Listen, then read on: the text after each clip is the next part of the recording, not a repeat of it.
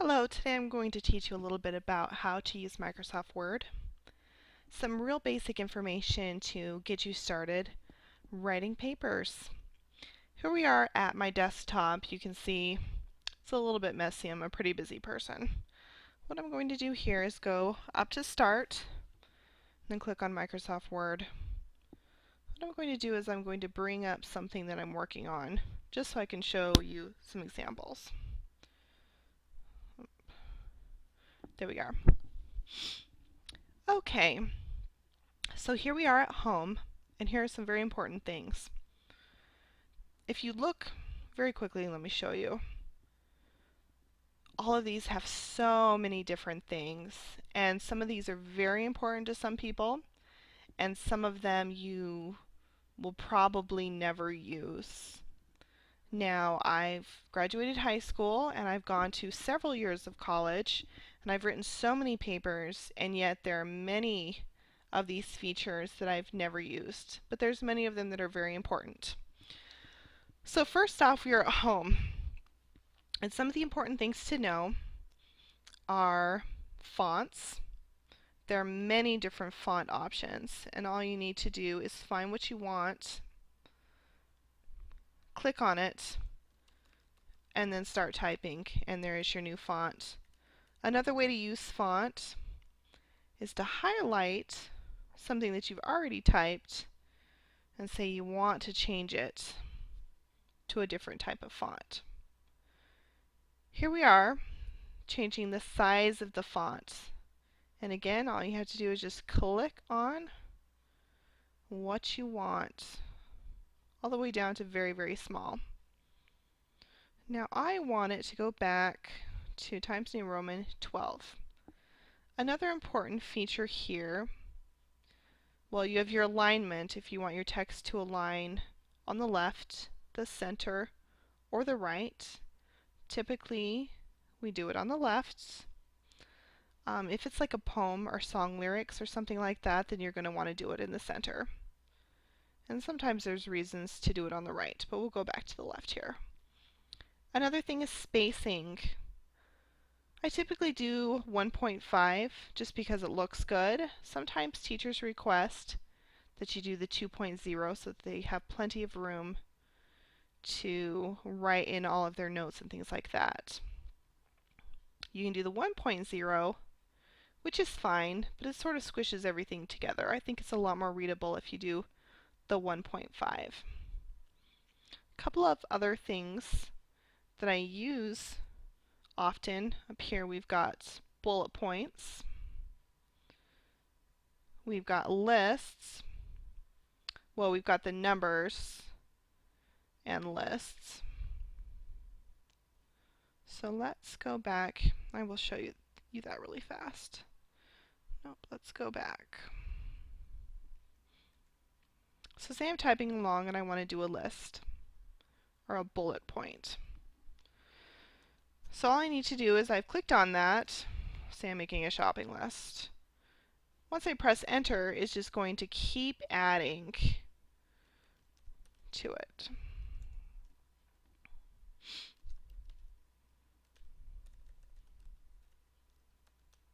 There we go. Or you can do numbers if you wish, or something else. All right. Another thing here is styles. There's different styles.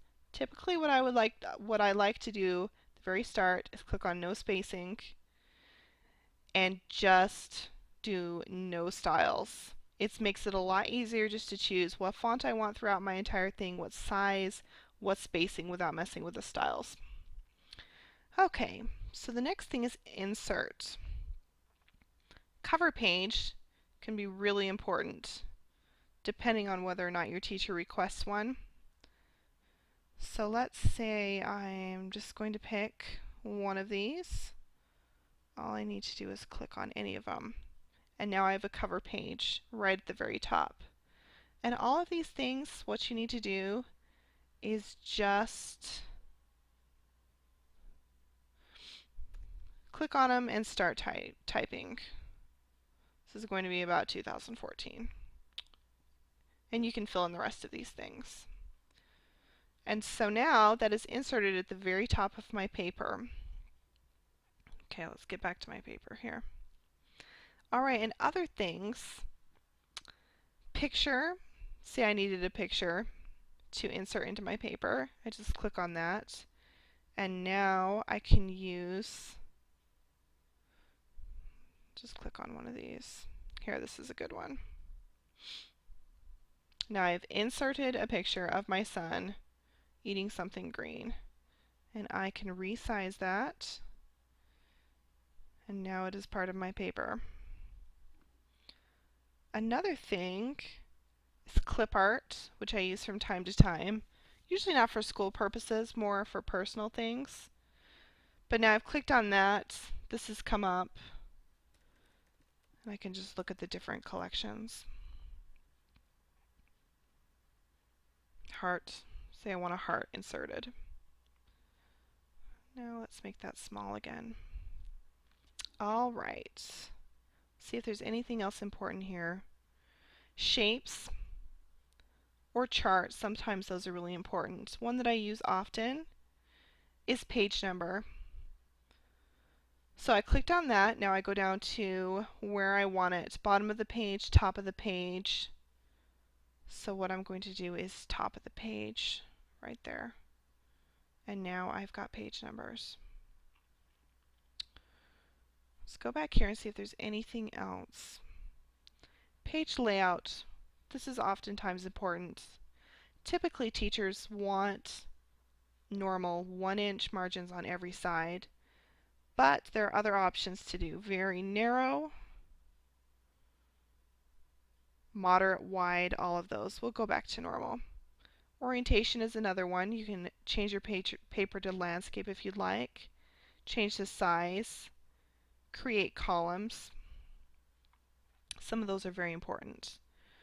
References. Sometimes you'll use these as well. I have teachers that like Chicago style, and so I use a lot of endnotes and footnotes and all sorts of things like that, but I won't be showing those to you today. Mailings. I typically don't use this, but this can be important to use, especially if you want to print out envelopes with the address on it or labels. Review is important. Typically what I use here is the spelling and grammar, but there's also the spelling and grammar icon up here as well to use. And view. You can change the view if you'd like to see it a different way, but I typically like to just do the 100%. Alright, let's go back home and to the beginning of our paper.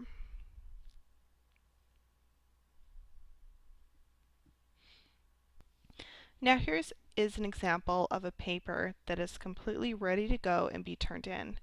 As a matter of fact, it already was turned in. So I've done everything that my teachers have asked me to. My teacher asked me to. I've got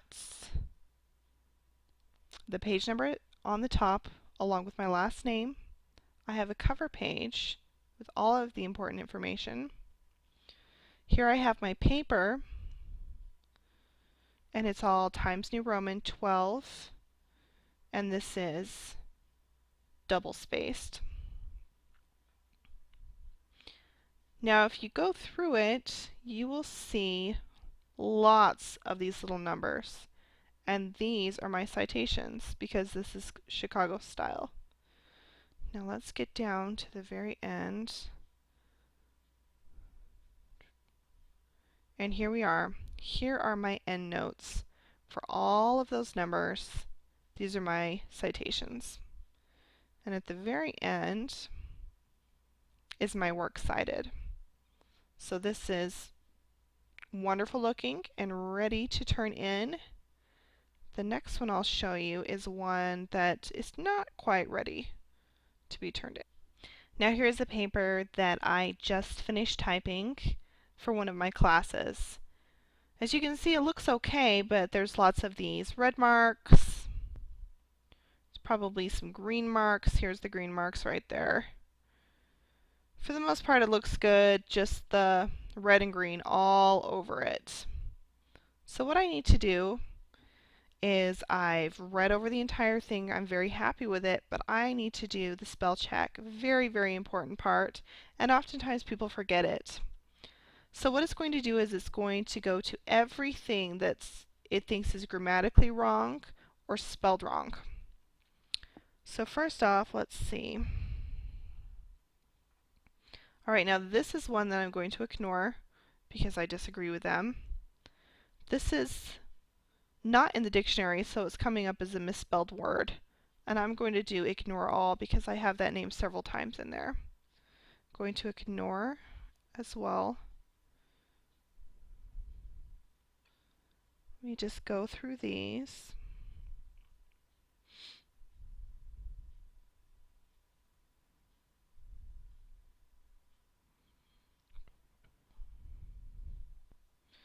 All right, now let's say I went through the entire thing. I'm going to go ahead and close that.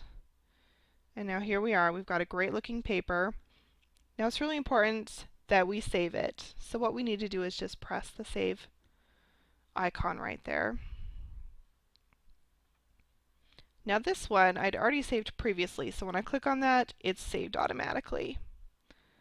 But I will show you a different way. We'll just do save as. Now here's where it's coming up. This is my documents, all of my documents here.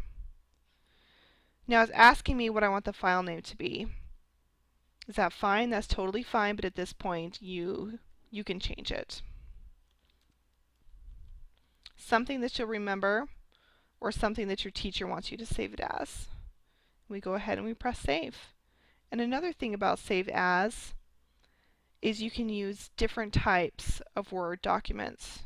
Typical Word document, this older one from 97 to 2003, a PDF or another format. Sometimes the teacher would like it to be in PDF, and this is a really simple way of doing it. Well, I so hope that this helps you out and gives you some basic knowledge about how to use Microsoft Word. It's very simple, and it's great to know these little tips and about how to use these different things to make it look good. All right, thank you.